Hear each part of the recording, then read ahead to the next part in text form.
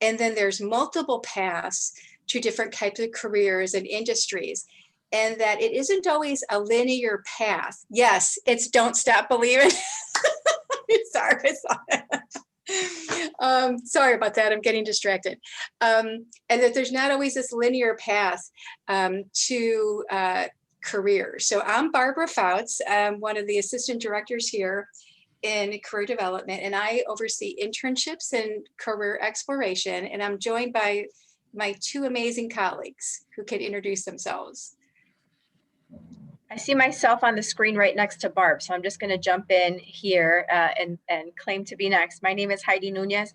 I'm the Director of Career Development. And hello, my name is Margaret Stacy Duffy, and I am the other Assistant Director in Career Development, and I oversee employer engagement. And I just want to do a shout out because to all the students who are on the call, what you need to know is that Margaret and Heidi planned Career Week. So all of these events have been brought to you by these two really amazing women. So please thank them because they've just done an amazing job to get, yep, thanks, Grace. It was on Margaret. So, and also, you know, during our time together, we really want to engage with you. So feel free to drop your questions and your comments in the chat. And we're going to sort of help each other and try to, you know, make sure that we're paying attention to those as we're going through and having this conversation about, you know, the connection between, you know, majors and careers. But just a little bit about career development. One of the cool things about our, you know, really about our job here is that we get to walk with you really through every step of the career process. You know, we care about you. We feel privileged to hear your stories and really hear about and learn about your hopes, your dreams, and even the challenges that you sort of experience along the way. We know that you're looking for a career where you can do really meaningful work that will benefit society and make an impact. And we frequently hear questions from students like, you know, will my major determine, you know, what I do for the rest of my life? I mean, that's a, you know, concern that students have.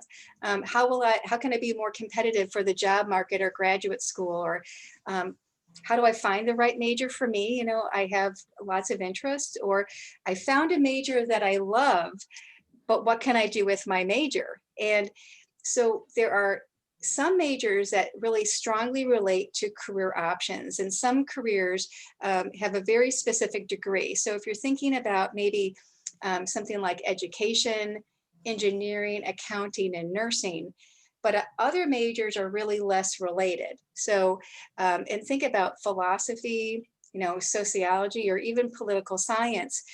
These majors don't have what I call a linear career path. For most majors, there are unlimited possibilities of how you can use that major. So I really wanted to illustrate for you this linear path. So I'm going to take a minute to share my screen with you. Just bear with me.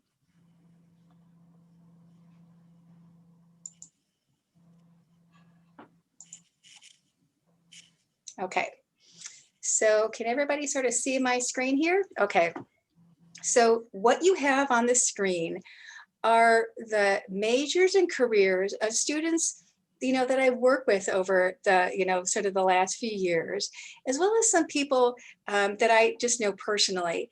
So the first column is their major. So, and then the second one is their career. So, you know, I hope you can sort of see the connection. The accounting major became an accountant. The English major became maybe, you know, the grant writer. Biology became a physician. Music ed became a professional, pursued a career as a musician or a music teacher. Theater studies became an actor. Exercise science, personal trainer, marketing, social media manager, and then student graduated with a business administration degree in hospitality, became an event planner. This is what I mean about a linear career path. However, what I want to tell you is this is a little bit of a bait and switch, because these actually aren't the careers of these individuals. Let's see. These are actually the careers. So with the exception of the accounting major who became an accountant, everybody else's career is very different. So the psychology major actually became the physician. The English major pursued a career as a school counselor. The biology major became an event planner. You know, music education major pursued a career as a speech language pathologist. The philosophy major became a sales manager and a director. Theater studies, this is my favorite one, entered the field of human resources and became both a manager and a recruiter. Math education initially pursued a career in teaching, but then used those skills to become a data analyst and a consultant. Exercise science didn't become a personal trainer, but used those skills to become a youth development program coordinator. Sociology, sort of a double major between communication studies and sociology, became a director of a nonprofit. Marketing pursued a corporate trainer position. And then that business administration hospitality major became a small business owner and is currently a photographer. So the reason why I show you sort of these sort of two slides is to get you to really to see that the path to these careers is not linear. There's multiple ways that you can end up in these careers. And what we're talking about today is what we call rethinking major and career. Most individuals think that a major equals career. And another way to really think about this is your major plus a couple of other components. So you're going to add to that formula experiences that you gain through the multiple activities that you do outside of the classroom. So, and we're going to talk a little bit more about that. Then you're going to add career competencies to that, leads to both opportunities and possibilities. And I like to say then what you also layer in is your interest and your passion here. So it's really multiple components come together to open the door to, you know, really endless possibilities. And I hope that sort of makes sense, because that's a lot of what we're going to be talking about today is how you can rethink your major and career. And I'm going to turn it over to Margaret and Heidi, and I'm going to stop sharing. Yeah, so at this point, we really just wanted to have a conversation around what it is that we're talking about here. So first, I want to clarify, we're not necessarily saying that your major doesn't matter, right? What we are saying, however, is that there's more to you than your major. When you're thinking about your next step, you have to think about what you're doing in the classroom, outside of the classroom, at home, in your community, what you did in high school. It all comes together to determine what the next step for you is going to be. Now, as Barb mentioned, it is true that there are some majors that are linearly connected to some outcomes. For example, if you want to become a teacher, you might want to declare as an education major. If you think you want to become a tax accountant or an auditor, you may want to declare a major as an accountant.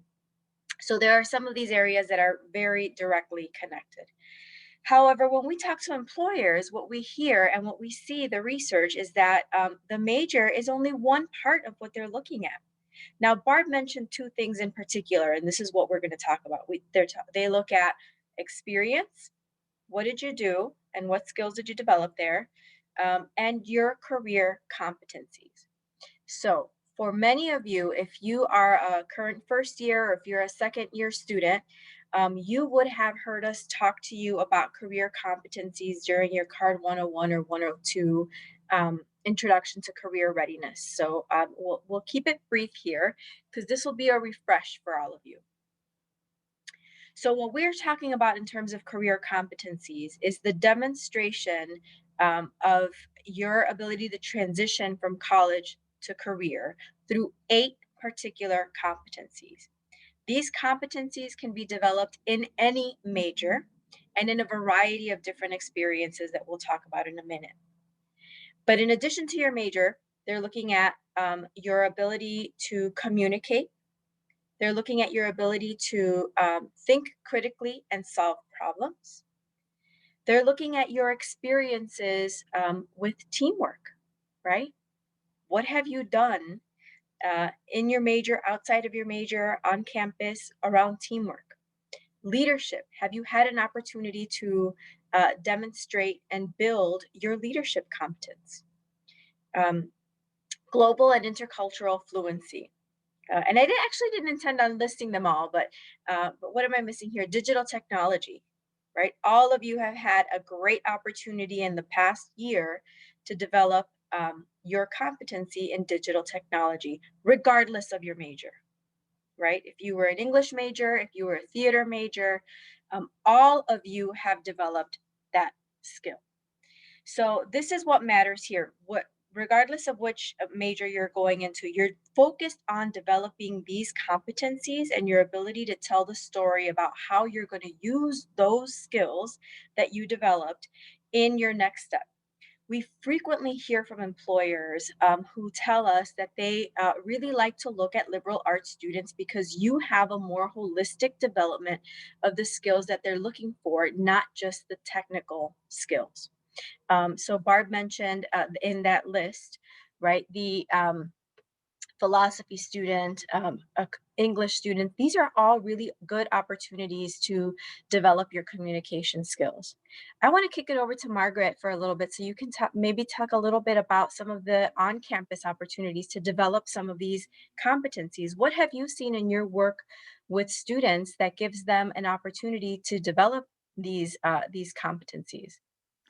Yeah, and I think it's kind of cool because this part of the formula can go together, but not always. I think we talked about the major plus experiences plus competencies, and I think competencies you can find in both your major and experiences. And I know something that we talk about a lot is how sometimes students are surprised by the fact that employers really care about their involvement, what they're doing outside of the classroom. And I don't think it's a surprise to any student that experiences like an internship is a really phenomenal way to develop yourself and your career path.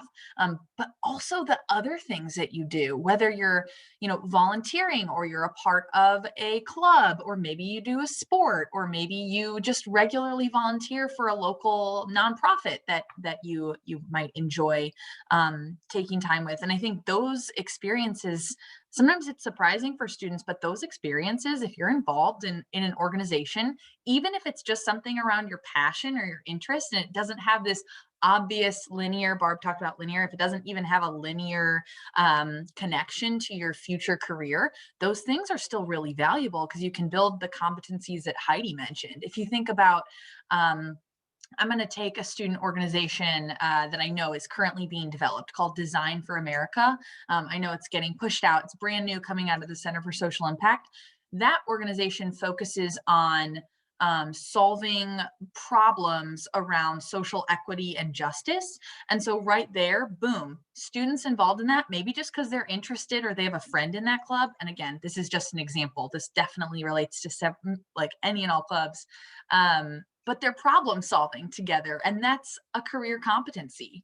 It also is developing your passion and your interest, which, as Barb mentioned, is a part of the equation when you think about your next steps. And then all of these other competencies in there. You've got teamwork, that one's kind of obvious. Communication, you're working together in a club setting. Digital technology, especially if you're needing you're problem solving and communicating. If during the pandemic, if the folks aren't meeting in person, that's absolutely problem solving, digital technology. And then finally, kind of the low hanging fruit, but one of the most important things is your involvement in leadership capacities. Are you serving on the executive board? Or maybe you don't have that formal leadership title, but you're leading by example, you're a role model, you're showing up and leading in those ways, even without the formal title. So I think that type of involvement is so important. And I know I missed things in the type of involvement you can have on campus, but all of that stuff really hear it from the recruiter's mouth. Say like, we care, we want to know what you're doing outside of the classroom. And just to sort of build on that, Margaret, I think that you did a great job of sort of listing some of those experiences. The other thing is that students sort of downplay the importance of their part-time jobs. So the roles that you have, thinking about what you may do in, maybe you have a retail position, or you work in food service, or maybe you've provided childcare. Those are 3 roles that I always tell students, if you worked in one of those roles, you can do anything. I mean, think about, just sort of right now, just a little bit of a shout out if you want to drop it in there. If you work in customer service, or you work in retail, what would be some of the skills that you would be able to demonstrate? We'd love to hear from you.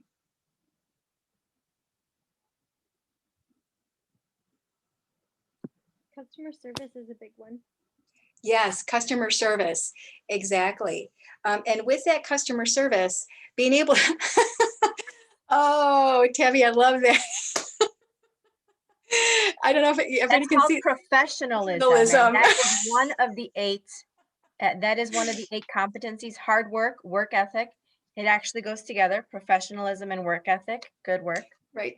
Yeah, right. So exactly. So this is something to think about. So exactly. And Heidi just sort of reframed it. And that's what we talk about, telling your story, that the kinds of experiences you have, you're being able to keep your cool and to solve a problem. And so that somebody keeps, using that business, or you're able to resolve that type of challenging situation, is highly valued by employers. Some of you, thinking fast on your feet, that's Problem another one. solving. Yeah. Be able to, work in a fast-paced environment.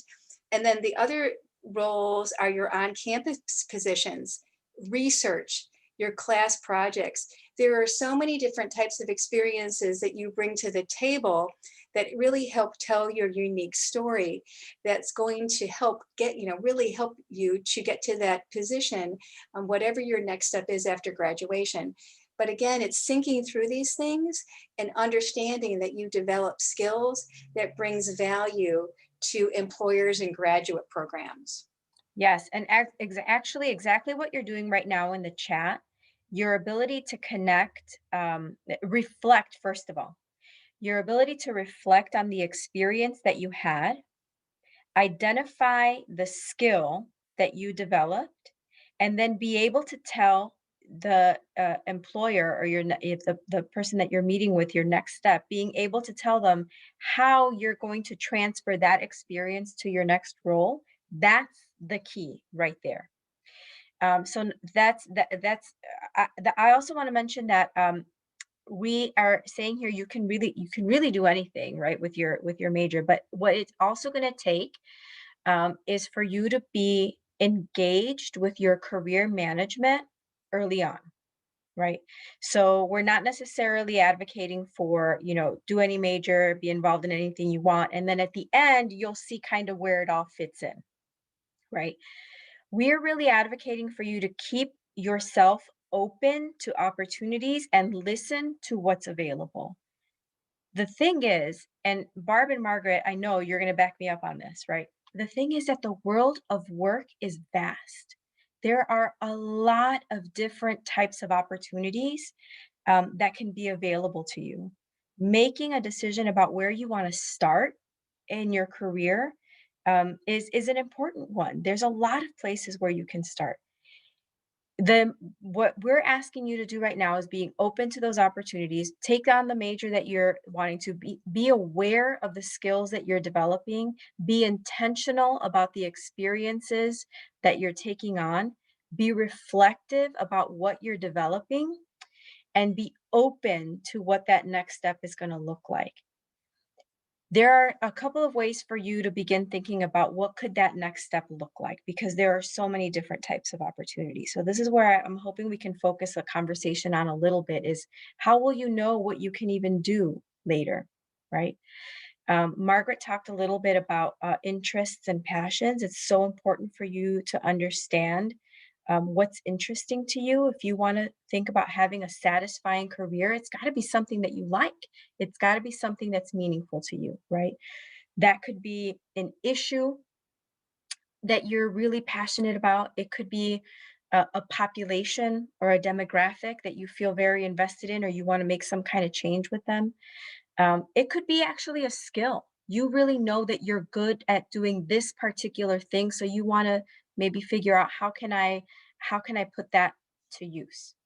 So finding out what that world of work looks like, there are a couple of ways you can begin investigating that. And one is doing exactly what you're doing right now, and participating in career activities on campus, right? So stay open, hear who's on campus, get to listen to organizations, and even ask the question, right? If you're a communication major and there's an employer on campus, it could be as easy as participating in the event and asking, what kind of opportunities do you have for communication majors, right? And they can start telling you. We often look at communication majors in HR, in our marketing department. We have them in internal employer satisfaction. You know, they'll begin to tell you a little bit about that. So that's one way, is staying engaged with career development and being open to all the different opportunities. Second, and I know Barb can talk a little bit more about this, is informational interviewing, talking to people. If there's an alum that's coming to campus, maybe sit in on that conversation and ask about their journey, listen to how they made decisions, what did they get involved with, right? It's very possible you're going to have alumni coming back and seeing exactly what Barb talked about earlier, that their career path was not linear, right? So finding out what was that path, what did that path look like, and what were the important things that were constant for them, whether it was their values, skills, interests, passion, etc. And then we have a whole bunch of online tools as well to help you. I don't know if anybody else wants to jump in on the online tools. Otherwise, I can get started and you all can jump in there. But everyone knows I love talking about Handshake because it's just such a powerful tool. And one of the things that you can do in Handshake is explore different roles, right? Many times, um, uh, folks are asking you, what do you want to be? What do you want to become? Right? But we don't know all the titles and we don't know all the roles, right? Does anybody grow up thinking I want to be a consultant? Does anybody grow up thinking that I want to be an analyst? What are these different roles and what do you do in these roles? You can go into Handshake and explore careers. Literally, if you have spare time, just go in, click through, and find out, you know, what does an auditor do? What does a stage technician do? And just take a look at that to see if it resonates with you at all. So that's one thing, but I want to kick it over. Do you have other thoughts on how to even explore what the options are? I mean, it's fresh in my mind because the panel we had earlier was about how to Mhm. talk to faculty about your career, but talking to faculty about your career. And that is not just the faculty that maybe you work with very closely or a part of your major, although those are fantastic resources. But maybe you took a class that isn't related to your major and you just really enjoyed it and you never really realized you had an interest in X topic or X, and talking to them and just sharing, hey, I found that really interesting. What kind of career paths are there out there for folks who graduate with this major or are just interested in this topic, that may or may not have that major? I think that's a great resource because the faculty, number one, love to have those conversations. We can confirm that. And number two, I think they just have fantastic knowledge bases and networks themselves. And they can be a really great starting place for having those informational interviews or connecting you with alumni or folks in their network, who have really interesting career paths. Right, and I would just add that once you're ready, an internship can be a wonderful way to test drive a career. I typically encourage students to complete a couple of information interviews, maybe even job shadow. I know that has been a little bit more challenging. in the last year, but there are so many people that are available to talk with you about their career. People really love, hearing from current North Central students, and they want to share their knowledge. And just Heidi did a great job explaining an informational interview, but really all you're asking for is information and their time. And then when you're ready, because an internship really is anywhere from a 10 to 12-week commitment. When you're ready for that, you can have that experience and just sort of test drive, because what you can find out is what you like and what you don't like. Yeah. So sometimes students will come and they'll talk to me and they'll say, Barb, I had an internship, and you know what? I decided that, I don't want to be a teacher. I maybe don't want to go into education, or I realize that I don't really think this part of maybe accounting or this part of business is for me. And that's a win. And it's not a failure. You've learned something about yourself. And I think that it was either Margaret or somebody else who said it's important to know what you like and what you don't want to do, because this is something that you're going to get up and do. And of course you're going to have multiple careers throughout through your life, but really having something that you enjoy is really important. Yeah, absolutely. And Barb mentioned when you're ready, right? Jumping into an internship when you're ready. Well, first of all, there's other opportunities like research and things like that that will help you develop your taste for what that professional career would look like.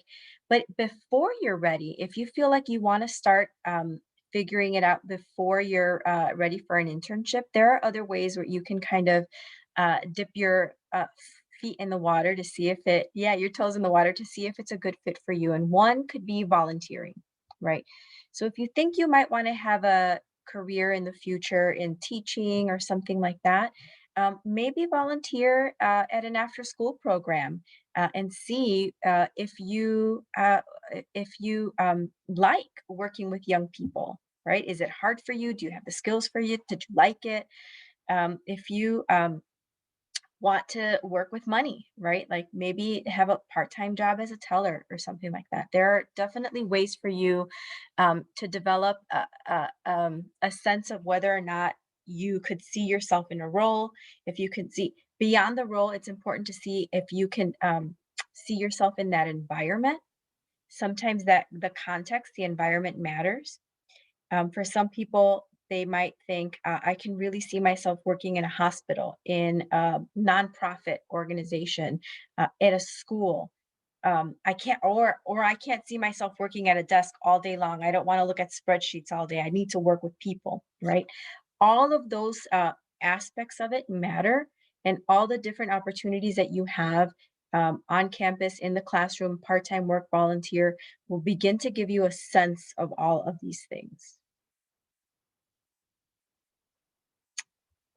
So putting it all together, I think one last thing I want to put out there. I don't know if Barb and Margaret, you have other things, and then of course, students, if you have questions, please put them in the chat. But putting it all together sometimes can be hard, and I mentioned before that the world of work is so broad; it gets difficult to make a decision. And I just want to underscore that we are here to have a conversation, right? If you'd like to. We had a panel earlier today with faculty members who were extending themselves to students to say, come and talk to me. They want to talk to you about your career interests. They want to hear what questions you have. So if I can extend their invitation to you and let you know that your faculty want to hear from you. They want you to approach them and ask them your questions. They're happy to talk to you. If they have a network, they're happy to share that with you, as long as they know you and you get to know them as well. So that's number one. But you can have conversations with us as well.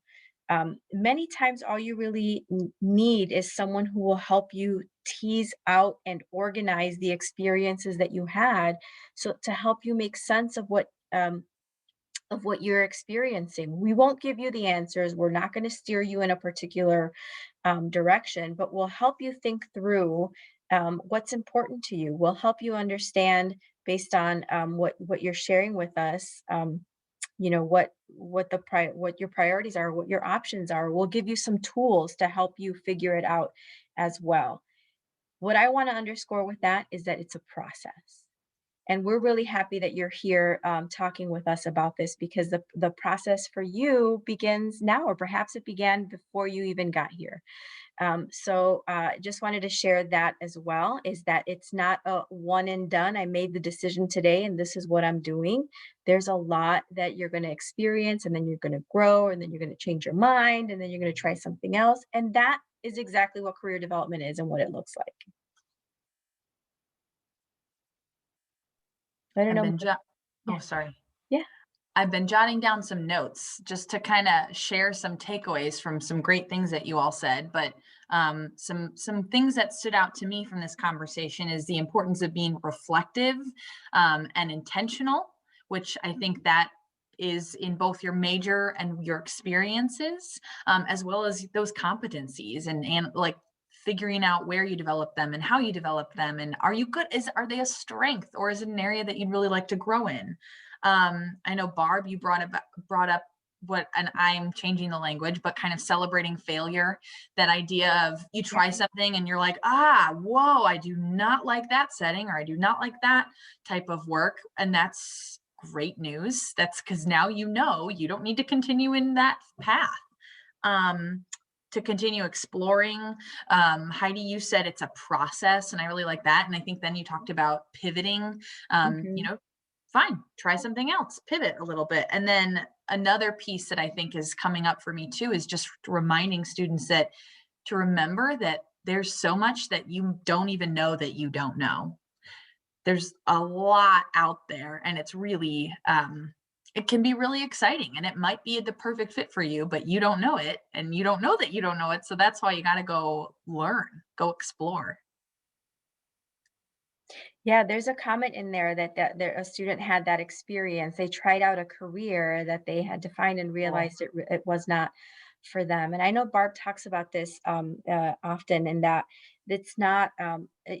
Many times you feel like that was a waste of time, a waste of experience, a waste of energy, but it isn't. You are totally able to leverage those experiences based on what we talked about earlier, right? The competencies. What did you do? What did you gain from that you can pivot over into a new direction?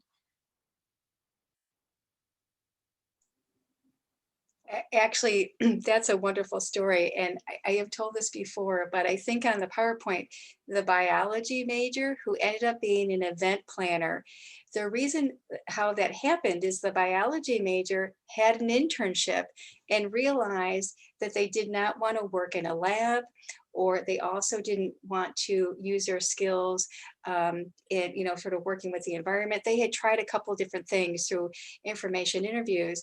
And but had this really great part-time job on campus working in event planning for the campus activities board, and was able to take that. And the student talked about it with passion. I'm like, wait a minute, you light up when you talk about this.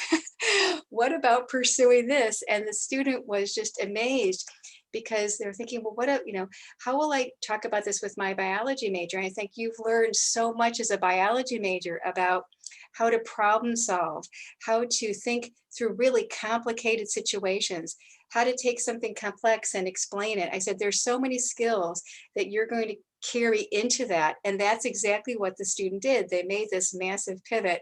But at that one point, I love that you brought this up, Heidi, the student was feeling, oh my gosh, I'm getting almost to the end of my career. I've had this internship, and what do I do? And it was all of the pieces. I like how you said that students are more than their major. There's so many things that you bring to the table.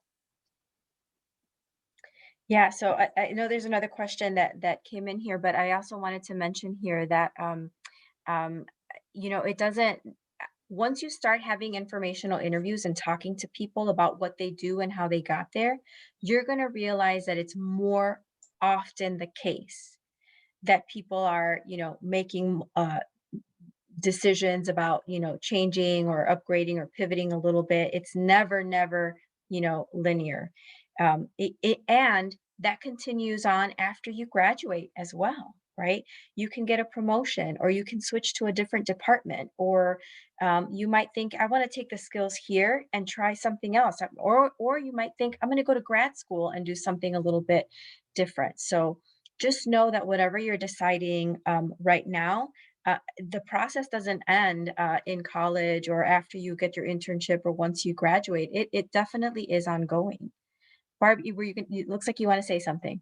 Oh, I'm Yeah. smiling because Sarah dropped something in the message. She goes, that was me. I was a pharmacy Yeah. technician. I thought that was my career, but I tried it and learned it was surely not. Yeah. And that you sort of pivoted. So thank you for dropping that in the chat, Sarah. So Yeah, I So had a similar experience in graduate school when I thought that I heavily invested in my community and wanted to go into social work to help folks come out of like socioeconomic conditions. And I realized when I went into it and went into my practicum that the one-on-one social work, once it got really heavy with issues, I was not very good at that. And I couldn't separate. And so I had to pivot that and think about how I want to do that a little bit differently. I can still make an impact in the community. I can still be a part of the organizations that were so important to me, but it didn't have to be one-on-one. I didn't have that skill set. I Uh, was going to address Tabby's yeah. question about on-campus jobs. And what I can say for sure is if you're looking for an on-campus job at this point, the best place to look would be on North Central College's website. And I will post the link right there. And that will take you where, if you're specifically looking, again, that's on-campus student worker positions. That said, the other thing that you might be thinking about is our job fair or our employer meet and greet, which we have every fall. So this would be more less on-campus jobs and more around full-time jobs and or internships. And this happened this past fall, except it was all virtual. We're planning to do it again this fall. And what it'll look like, we don't know yet. So we can definitely keep you updated as that gets planned. But there are events like that. But again, if you're looking for those on-campus jobs, whether it's working as a career peer advisor or working in an office on campus, something like that, the link that I just posted will take you there. Can I just also plug though, because Margaret, I think you've done an amazing job of some opportunities this week where you can hear about careers in different areas. So if you are thinking about in COVID world, we do have some opportunities for you to learn about different jobs, different organizations, just listening to folks about what is this industry, what is this role. Margaret, do you want to talk about some of the career panels happening this week? Yeah, I'd be happy to. I will also post the schedule in the chat for folks to take a look at. So tomorrow, Tuesday, yes, I think, we've got a really cool employer panel all around careers in business, finance, marketing, I believe, entrepreneurship. A lot of really cool organizations will be in attendance and they'll be there to take your questions. So this would be a really great opportunity just to, again, remember, you don't know what you don't know. So it would be a really good opportunity to check it out and hear about these different organizations, the work that they do, the types of majors that they usually hire or that they like to look at, right? We're going to get a really awesome, diverse group of employers to that. I have to look at the schedule to remind myself. I know on Wednesday there's another employer panel, so that's what I'm focusing on now. And that employer panel is focused on careers in service, nonprofits, human and public services, education. So that's also an employer panel, and we haven't covered all of the different industries, we realize, but we're just taking a first stab at Career Week. But again, a lot of really cool organizations at that. They'll be able to answer a lot of similar questions. The types of career paths that folks are in once they're in their organization, or the types of majors that folks that they hired often come in with. I think you might be surprised the type of answers that they'll have to those sorts of questions. So I would really encourage you to check those out. There are other types of, if you're really interested, remember that formula that Barb showed at the beginning. We had major plus experiences plus career competencies leads to opportunities. Honing out in on that experience section, this week there's just a bunch of opportunities to explore on-campus experiences as well. So I'd really encourage you, if maybe that's something that you haven't really thought of yet, or you're not really sure what it would look like in relation to how that might help you with your career, there's a bunch of drop-in sessions with current student leaders. There's 2 this evening, one at 6 around the honors program, if you're curious to learn more about that, and one at 7 around community engaged learning or service opportunities. And there's tons of others, and I would encourage you to check out the link in the chat. But that would be a really cool way just to say, oh, maybe would I want to get involved in this? Could you tell me more? And those panels that are in the events that are in red are student led. So you can actually talk to your peers and ask them what they like about it, or maybe how do they think, what kind of skills are they developing from what they're involved in? I bet they'd be able to answer all of those questions and more. Yeah, I just want to remind you all, please feel free to drop any questions in the chat if you have any. I mentioned earlier that we're here for a conversation. I should mention that you can go to Handshake as well to find an appointment to meet with any one of us. And it doesn't have to be necessarily around a particular topic. If you just want to meet with us to get the process started, that's okay. We can drive the conversation. Just set some time aside with us, and we can. I think what's important for us, Barb likes to say often, is that we just want to get to know you. We want to get to know what you are interested in, why you decided on your major, and we'll just kick off a conversation to help you along the way. Oh, there's a question. I want to get my resume uploaded to the Handshake app. Yeah, definitely. You can go to your profile in Handshake, and first of all, we always encourage students to completely fill out their profile because employers are taking a look at profiles right now, so that's very important. But you also have an opportunity in your profile on the kind of I think it's actually on the left-hand column towards the bottom. There will be a button there for you to be able to upload documents.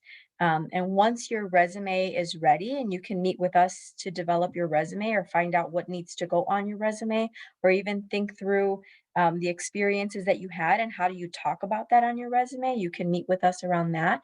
But once you're ready with the resume, you can go into your profile and upload the document in there as well.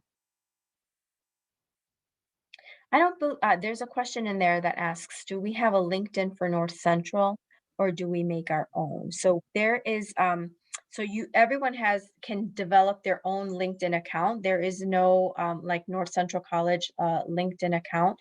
So if you want to have a LinkedIn account, you would definitely develop that on your own. There is a link, a North Central College alumni LinkedIn page that you can connect to. But also you can, as a student, you can access the LinkedIn Learning using your single sign-on as well.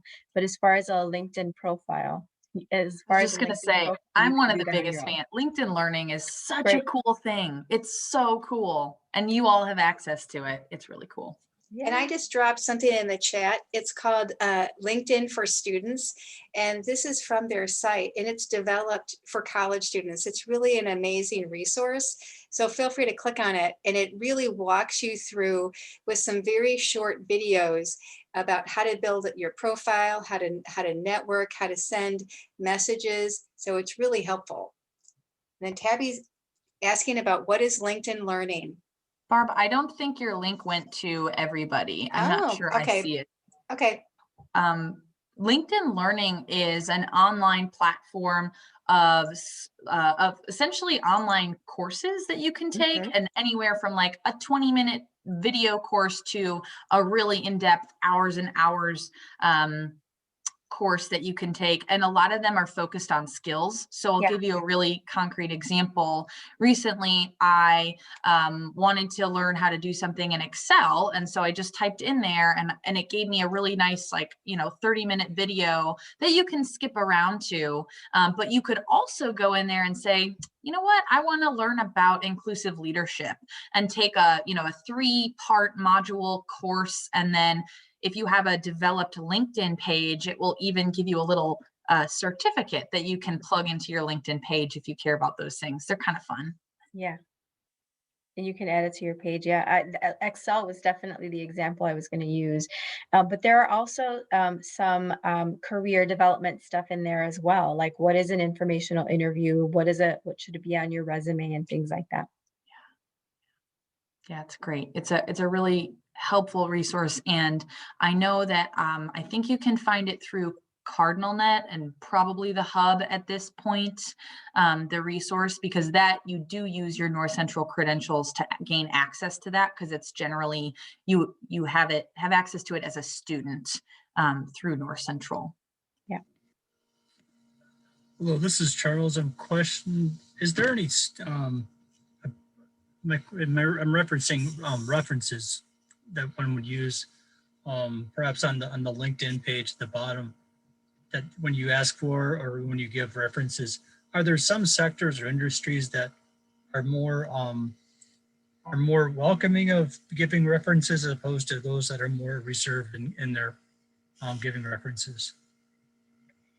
I don't know that I don't know that I would say that there's one industry over the other would be more likely to give a reference. I don't know what Margaret or Barb, if you have other thoughts about that, but I don't know that I've There's seen that. those that actually outsource, or they only want to be involved in giving dates as opposed to being. Are you talking about the endorsements that happen on LinkedIn, or are you talking about a employment reference?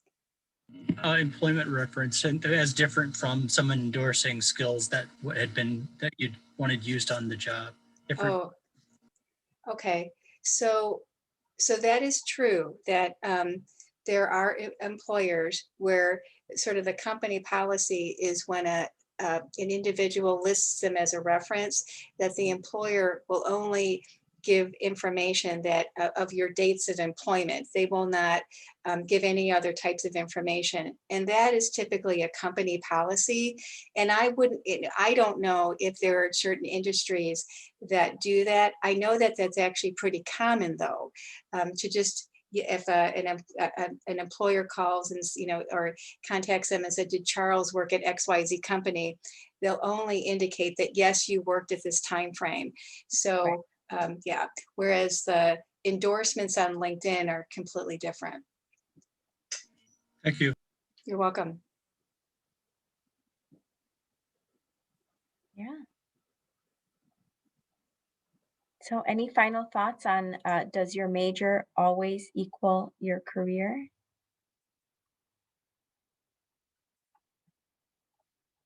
Or final questions?